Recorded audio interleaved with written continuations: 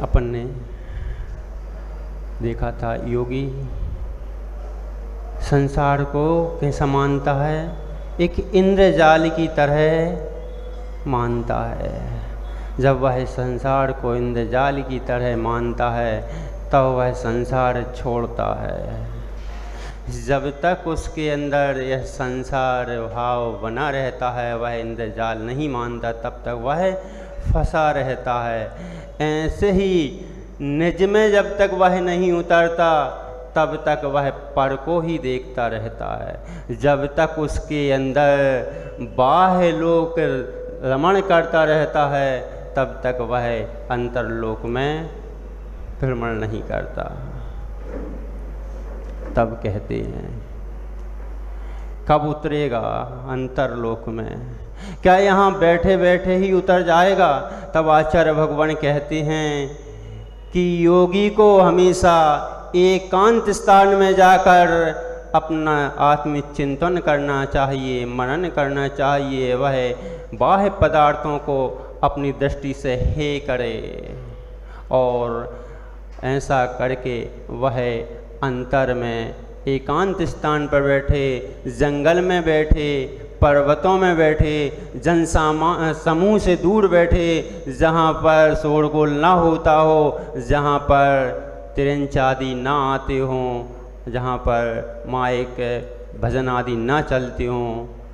नहीं तो ये चल रहा है क्या, आत्मा का चिंतन, और आ जाता है कैसा,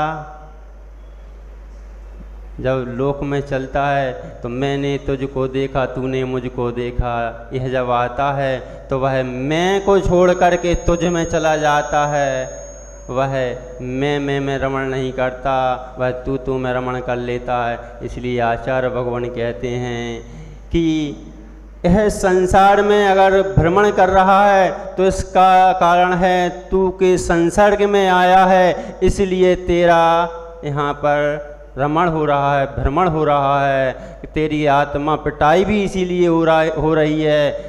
तेरी पिटाई आत्मा शरीर के माध्यम से हो रही है। जिस प्रकार की आचार्य भगवान योगानंद देव स्वामी परमात्म प्रकाश में कहते हैं कि जिस प्रकार लोहे में पिटाई होती है, किसकी, अग्नि की, लोहे के माध्यम से अग्नि की पिटाई होती है, वैसी ही तेरी आत्मा की पिटाई संसार में शरीर के माध्यम से हो रही है। ऐसे ही है आत्मा, तू किसी की पकड़ में नहीं आती, लेकिन तू इन कर्मों के द्वारा, इस शरीर के द्वारा, कर्मों के द्वारा तेरी पिटाई हो रही है और तू उस पिटाई के माध्यम से संसार में परिभ्रमण कर रहा है। तू जब तक इस संसार में बाह्य ममत्व को नहीं छोड़ेगा तब तक तेरा कल्याण होने वाला नहीं है।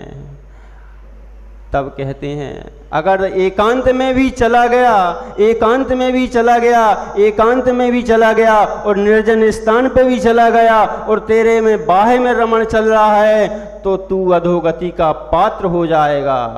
साधना तो की, बहुत साधना की, साधना करने के बाद उच्च गति पर जाने वाला जीव भी वह साधक अधोगति का पात्र हो जाता है अगर उसके चित्त में चंचलता आ जाती है। तो कैसे, एक बार एक साधक, एक योगी अपने राज्य से विरक्त होकर के अपने छोटे से बालक को राज्य दे करके और जंगल में जाकर तपस्या करते हैं, घोर घोर तपस्या करते हैं, इतनी अधिक तपस्या करते हैं कि लोग देखने वाले आह कर जाते हैं। लेकिन कहते हैं जन समुदाय, इसीलिए कहा है कि जन समुदाय से दूर जाना चाहिए। तो वहाँ पर मार्ग, वहीं से एक मार्ग निकल रहा था उस जंगल में जहाँ वह तपस्या कर रहे थे। तो उसी नगर के कुछ श्रावक जा रहे थे, तो श्रावकों ने देखा, बोले देखो यहाँ तो ये तपस्या कर रहे हैं और एक छोटे से बालक को देखकर पड़ोसी राजा ने इस पर हमला कर दिया, उसको राज्य को जीत लिया है।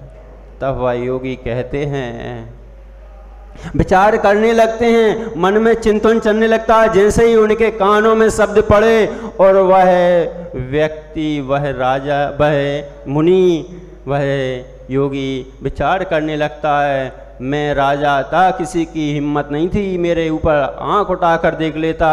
अरे मैं अगर होता तो भी उसको बता देता कि राज्य पे हमला करने का फल क्या होता है। उसके मन में ऐसा विचार करने लगा, विचार चलने लगा और वह उसके शरीर की प्रतिक्रियाएं बिल्कुल उसी प्रकार होने लगीं। अपध्यान चलने लगा उसका।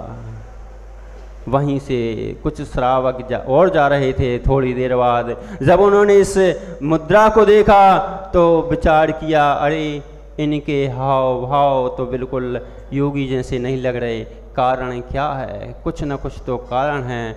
जा रहे थे संभूषण की ओर। जब संभूषण लगा हुआ था, पहुँचे संभूषण में तो उन्होंने प्रश्न किया, भगवान, हे भगवान, जो मार्ग में मुनिराज तपस्या कर रहे हैं उनकी विकृति, उनकी जो आकृति है वह विकृति क्यों हो रही है? उनके हाव भाव विकृत क्यों दिख रहे हैं? उनके नेत्र लाल क्यों दिख रहे हैं? अंग क्यों फड़क रहे हैं? तब आचार्य भगवान, उन केवली भगवंत के मुख से वाणी खिलती है कि वह योगी के अंदर इस समय है कुप ध्यान चल रहा है। उसके कानों में जो श्रावक निकल रहे थे उन्होंने उसके कानों में राज्य वैभव की जो कुचेष्टा थी वह पड़ गई। इससे उसके अंदर विकृति हो गई। कोई श्रावक जा कर के अभी उसको अगर संबोधन कर दे तो वह मोक्ष जा सकता है, अन्यथा वह अधोगति का पात्र हो जाएगा। ऐसा सुनते ही उच्च श्रावक आए और आकर के उन्हें संबोधन किया और संबोधन के माध्यम से वह ऊर्ध्व लोक की ओर चले गए। तब आचार्य भगवान कहते हैं कि अगर योगी कुप ध्यान में चला गया तब वह विज्ञजनों के पास आए और आकर के तत्व चर्चा कर ले, अन्यथा वह तो देखने वालों को तो लगेगा कि योगी योग कर रहा है, लेकिन वह योग नहीं कर रहा। योगी को तो हमेशा एकांत में ही बैठना चाहिए, जन सामान्य से दूर ही रहना चाहिए। उसके लिए जन सामान्य से तत्व चर्चा करने के, जन सामान्य से कोई अन्य चर्चा का कोई प्रयोजन नहीं है। हाँ, कुछ तत्व चर्चा करना है, उस समय वह आए और उससे उनसे तत्व चर्चा करे। और तत्व चर्चा करने के बाद जन्म सामान्य से अगर कुछ बोलना भी पड़े तो वह भूल जाया करता है। कुछ देर समय उससे बोला, उसके बाद वह भूल जाया करता है। वह तो सिर्फ ध्यान रखता है अपनी ओर, अपने आत्मा की ओर ही निहारता है, तब जा कर के वह ऊर्ध्व गति को प्राप्त होता है। अगर वह चपल मन बिल्कुल उस बानर की तरह अगर अपना मन रखेगा तो वह कभी सिद्धत्व को प्राप्त नहीं हो सकता।